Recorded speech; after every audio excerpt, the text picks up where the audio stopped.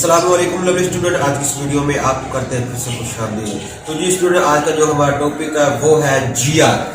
GR not means girls relation, GR means green revolution या grey revolution जिसे हम कहते हैं। मैं लिख लेता हूँ यहाँ पर। फर्स्ट ऑफ ऑल, जैसे कि मैं हर बार कहता हूं कि अगर आप किसी भी टॉपिक के टाइटल को या टॉपिक के नेम को अगर आप इजीली समझ जाए तो यकीन जानिए आपका 100 में से 50% तो 60% जो आपका पेपर होता है, जो आपका प्रॉब्लम होता है, जो आपका क्वेश्चन होता है वो सोल्व हो जाता है। तो यहाँ पर हम अब बात करेंगे बाय मीनिंग जीआर यानी कि ग्रीन रेवोल्यूशन या ग्रे रेवोल्यूशन की, क्योंकि बाय मीनिंग इनकी डेफिनेशन क्या होगी। तो सब लोग जानते हैं ग्रीन मीन क्या होता है, जिसे हम उर्दू में सब्ज कहते हैं। और ग्रीन किसे कहते हैं? ग्रीन कहते हैं हम अजनास को, यानी कि हमारे एग्रीकल्चर सेक्टर में जितने भी अजनास है उसे क्या कहते हैं? उसे ग्रीन कहते हैं। अब ये यहाँ पर जो ये दोनों रेवोल्यूशन एक चीज है। रेवोल्यूशन मतलब क्या होता है? तब्दीली। ठीक हो गया, तो पता तब्दीली। मैंने यहाँ पर इनकी मीनिंग लिख दी है। अब हम मीनिंग के थ्रू ग्रीन रेवोल्यूशन की डेफिनेशन समझेंगे। असल में ग्रीन रेवोल्यूशन है क्या, क्या मतलब है इसका? ग्रीन में सब समझ किस चीज की अलामत है? हो गया, खुशी की अलामत है। इसमें अजनास में, यानी कि एग्रीकल्चर सेक्टर में जो अजनास है, जो हमारी जितनी भी फसलें हैं उसमें खुशी आ जाना किसकी वजह से? रेवोल्यूशन यानी कि तब्दीली की वजह से। एक बार फिर सुन ले, एग्रीकल्चर सेक्टर में अजनास की तब्दीली की वजह से जो खुशी आती है, जो इम्प्रूवमेंट होते हैं, जो प्रोडक्टिविटी में इंक्रीजिंग होती है, उसे क्या कहते हैं? जिसे हम ग्रीन रेवोल्यूशन कहते हैं या ग्रे रेवोल्यूशन कहते हैं। तो फर्स्ट ऑफ ऑल हमने देख लिया कि डेफिनेशन होती क्या है बाय मीनिंग। अब हम चलते हैं बुक की तरफ। बुक में इसकी डेफिनेशन क्या है, मैं यहाँ पे लिख लेता हूँ।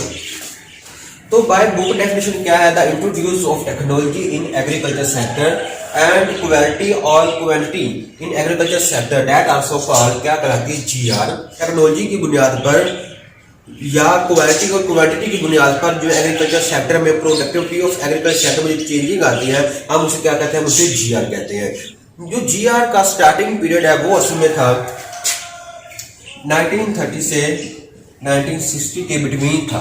19 के बाद 1968 में डॉक्टर विलियम ने इस टर्म को इंट्रोड्यूस करवाया, यानी कि जीआर की जो टर्म है उसे इंट्रोड्यूस करवाया। वो कौन था? ऑफ डायरेक्टर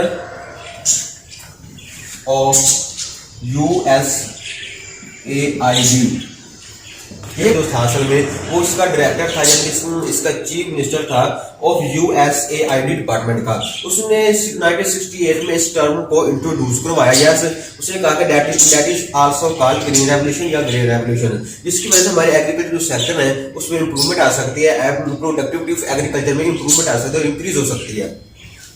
USAID अब क्या है? USAID क्या है? ये असल इसका मुखफ़फ़ है USAID का, United state agency international development. ये असल में इंट्रोड्यूस हुई थी 1961 में, इसे इंट्रोड्यूस किया गया था, इसे बनाया गया था।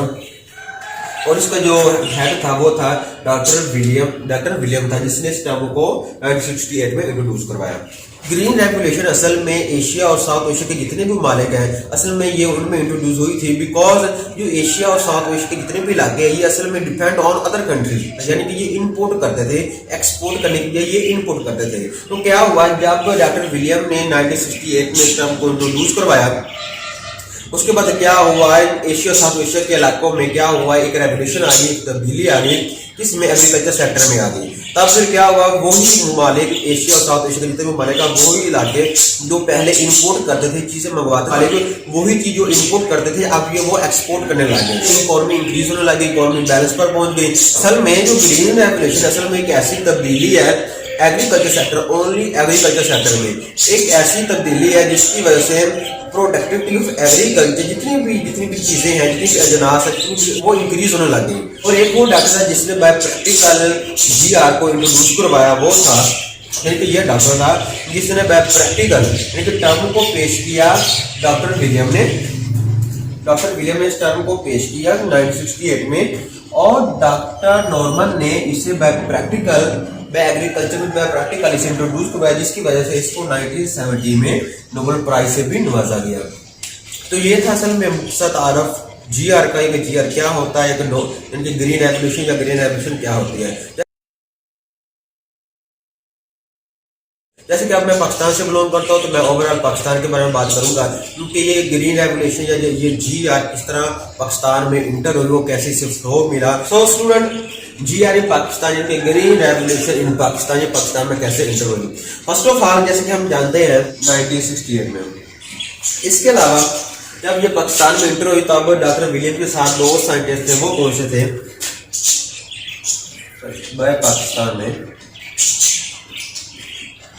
एक डॉक्टर विलियम, तीन डॉक्टर असल में पाकिस्तान में है। इन्होंने एक शहर को विजिट किया, वो शहर का नाम क्या है, the most popular city of Pakistan, Faisalabad.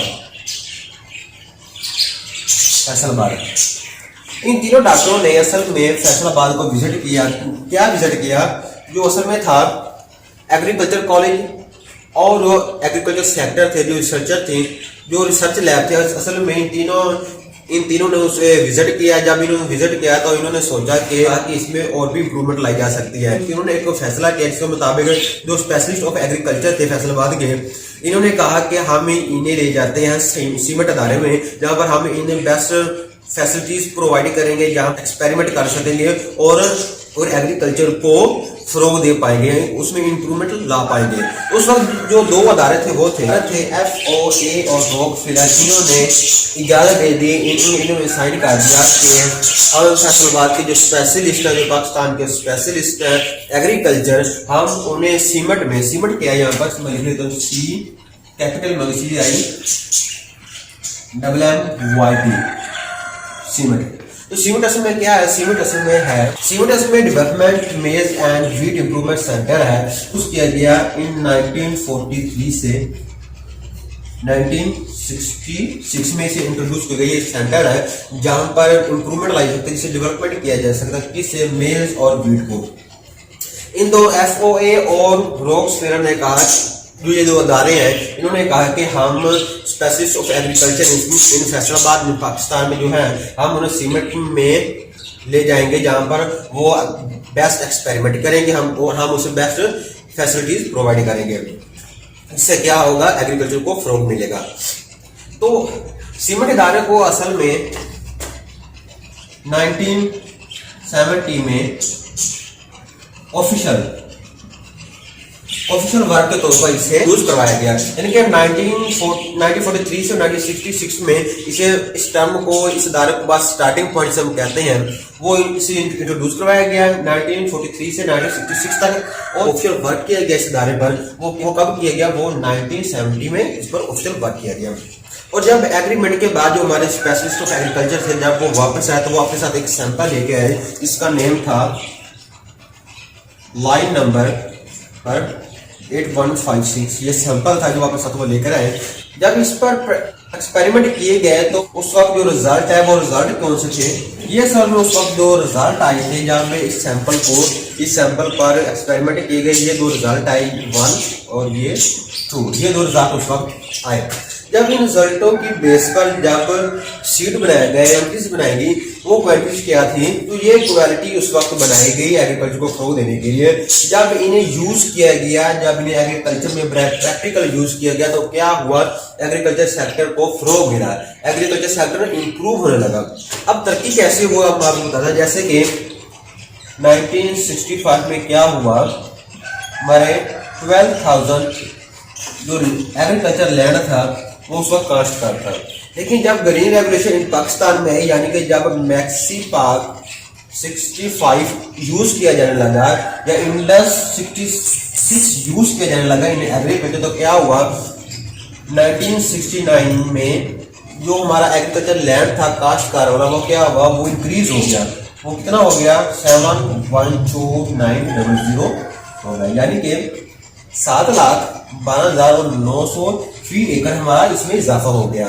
तो इस तरह जो GR इन पाकिस्तान थी वो इम्प्रूवमेंट हो गई। ग्रीन रेवोल्यूशन ऑफ पाकिस्तान है, पाकिस्तान में इंटर हुई और इस तरह उसने हमारे एग्रीकल्चर सेक्टर को, एग्रीकल्चर लैंड को उसने इम्प्रूवमेंट किया। मैंने आपको बताया GR के आने से पहले जो हमारा पाकिस्तान एग्रीकल्चर जो लैंड था वो इतना यूज हो रहा था। जब GR पाकिस्तान में इंटर हुई, जब इसे इंट्रोड्यूस किया गया तो इसमें इंक्रीज आई, इसमें तब्दीली आई, इसकी प्रोडक्टिविटी प्रोडक्टिविटी ऑफ इंक्रीज हो गई। तो अब वो एग्रीकल्चर लैंड था वो इंक्रीज हुआ, वो इंक्रीज कितना हुआ था 7,129,000 यानी कि 7,12,900 जो भी एकड़ था वो हमारा इसमें इंक्रीज हुआ। तो अब मैं आपको समझाता हूँ बाय ग्राफिकल। हम यहाँ पे लिखते हैं, ग्राफिकल लेते हैं, ये आपका प्रोडक्टिविटी है और ये आप क्या है ये आपकी इनपुट है। इनपुट के तौर पर आप क्या आप सीड दे सकते हैं, फर्टिलाइजर है, वाटर है, इसके लिए ठीक हो गया। ये आपकी प्रोडक्टिविटी है, यानी कि जो आपकी मेहनत थी या आपकी जो इनपुट आपने दी उसके मुताबिक आपको क्या आउटपुट मिली, क्या प्रोडक्टिविटी। तो फर्स्ट ऑफ ऑल जब GR पाकिस्तान में नहीं इंट्रोड्यूस हुई थी तो पाकिस्तान की जो प्रोडक्टिविटी ऑफ एग्रीकल्चर थी वो ये थी। असल में ये मार्कर था, ये था प्रोडक्टिविटी, ठीक हो गया। नाम दिया था ट्रेडिशनल टोटल प्रोडक्टिविटी, वो कितनी थी वो ये, अगर हम स्कोर करें तो पाकिस्तान की प्रोडक्टिविटी वो थी 100, ठीक हो गया। और क्वांटिटी वो क्या थी .i, ये आपकी ट्रेडिशनल प्रोडक्टिविटी, ये आपको ट्रेडिशनल इनपुट थी, ट्रेडिशनल प्रोडक्टिविटी थी। और जब GR पाकिस्तान में आई तो क्या हुआ कि एग्रीकल्चर प्रोडक्टिविटी थी वो इंक्रीज हो गई। ये देखिए, तो इसे क्या नाम दिया जो F डॉट, ठीक हो गया। यानी कि ये आपकी ट्रेडिशनल टोटल प्रोडक्टिविटी थी और ये आपकी क्या थी मॉडल प्रोडक्टिविटी थी आपकी, ठीक हो गया। ये काम पर ये आगे जाता है, कितना इजाफा हुआ। पहले जो एग्रीकल्चर की प्रोडक्टिविटी थी वो थी 100, यानी कि GR कहने से पहले। और जब GR पाकिस्तान में इंट्रोड्यूस हुई, जब इसे इंट्रोड्यूस करवाया गया जैसे 150 हो गया, यानी कि जो चेंजिंग है ये आप इसे पॉइंट A का नाम दें और इसे पॉइंट B का नाम दें। ये जो चेंजिंग आया ये में क्या था मॉडर्न टोटल प्रोडक्टिविटी, यानी कि ये जो GR के आने से ये जो इतना गैप है ये वाला देख सकते हैं, ये वाला ये आपकी प्रोडक्टिविटी ऑफ एग्रीकल्चर इंक्रीज हो गई। तो इस तरह ये बाय ग्राफ के थ्रू प्रेजेंट होता है। इससे पहले जो आपकी ये थी प्रोडक्टिविटी जिसे हमने आई जो हमारा इनपुट है, आउटपुट इनपुट हमारा वाटर है, आपकी मेहनत है, उसके अलावा सीड है, फर्टिलाइजर है, ये आपकी इनपुट है। ये भी ट्रेडिशनल है जो हम पहले से स्टार्टिंग से करते आ रहे हैं। लेकिन जब GR पाकिस्तान में आई, जब ग्रीन रेवोल्यूशन पाकिस्तान में एंटर हुई तो क्या हुआ, ये जो लाइन जा रही है आप देखिए सेकंड लाइन ये वाली, तो क्या हुआ एग्रीकल्चर में चेंज आ गया। चेंज क्या हुआ, जो प्रोडक्टिविटी फॉर एग्रीकल्चर थी वो इंक्रीज हो गई। इंक्रीज कितनी हुई, वो हुई थी 50, पहले 100 थी फिर 150 हो गई, यानी कि कितना गैप है, कितना फायदा हुआ हमें 50 का प्रॉफिट हुआ। अब हम आते हैं factor of GR, factor of green revolution कि वो कौन ग्रीन रेवोल्यूशन की बेस है। फर्स्ट है अब बायोलॉजिकल, जो सबसे पहले जो बायोलॉजिकल फैक्टर था या बायोलॉजिकल चेंज थी इन एग्रीकल्चर वो क्या थी, वो यही थी कि जो पहले हमारी सीड होती थी हमने उसको चेंज कर दिया है, change into best seed fertiliser के तौर पर। अब मैकेनिकल सीड क्या है, यानी कि जो पहले हम काम करते थे एग्रीकल्चर में एनिमल के थ्रू, अब हम काम करने लगे मशीन के थ्रू, यानी कि थ्रेशर वगैरह हो गई, ट्रैक्टर वगैरह हो गई, यहाँ लिख लेता हूँ ट्रैक्टर हो गई, थ्रेशर हो गई, हमें इस एंड ETC हमने इसे एग्रीकल्चर में इंट्रोड्यूस करवाया। ये दो असल में मैकेनिकल और बायोलॉजिकल फैक्टर थे जिनकी वजह से हम GR ग्रीन रेवोल्यूशन को फरोग मिला इन आवर कंट्रीज। क्या यानी क्या वजह से, क्या जरूरी था, किसकी वजह से ग्रीन रेवोल्यूशन या GR को इंट्रोड्यूस करवाया गया।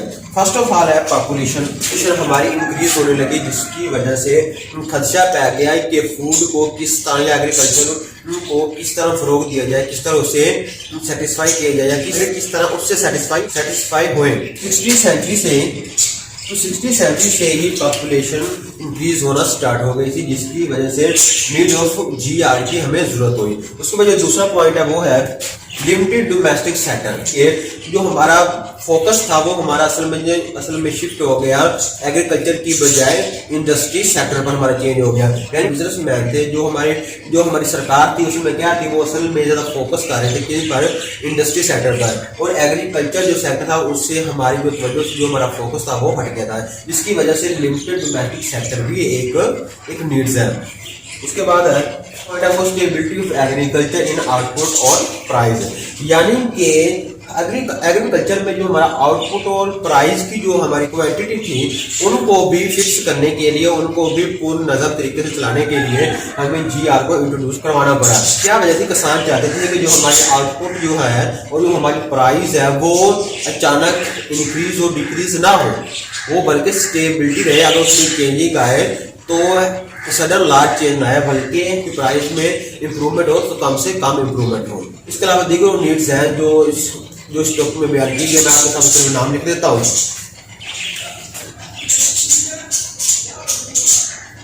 एग्रीकल्चर सरप्लस ये थी, उसके बाद था कल्चरल एग्रीकल्चर था, इसके अलावा आप किसी क्या पोस्ट है। तो जी स्टूडेंट, उम्मीद करते हैं आपको ये वीडियो बहुत ज़्यादा पसंद आएगी। अगर आपका इस टॉपिक रिलेटेड कोई भी आपका कोई क्वेश्चन हो, कोई भी आपकी प्रॉब्लम हो, तो आप हमसे कमेंट में पूछ सकते हैं। I try my best to solve your problem, to solve your question. चलते हैं, दुआ में याद रखिएगा। खुदा हाफिज़।